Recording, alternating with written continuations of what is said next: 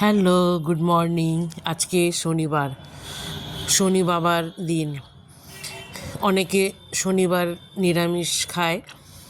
আমিও নিরামিষ খেতাম, কিন্তু আমার আবার কর্তামশাইয়ের মনে থাকে না।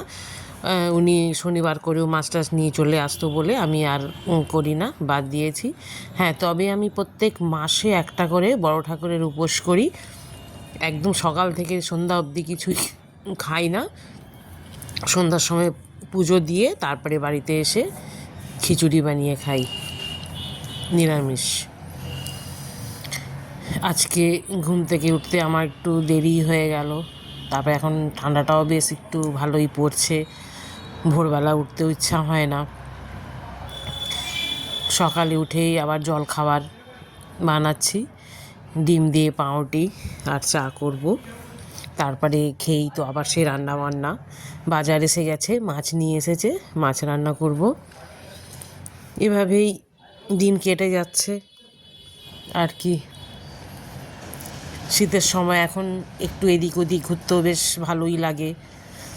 তারপরে এখন আবার শীতের দিন, এখন আবার অনেকের বাড়িতে পিঠেও বানানো শুরু হয়ে গেছে। আমিও পিঠে বানাই, তবে ওই পৌষ সংক্রান্তির দিন ওই দুধ পুলিটাই বানাই। ওইটাই একটা পারি, আর অন্য কোনো পিঠে পারি না বানাতে।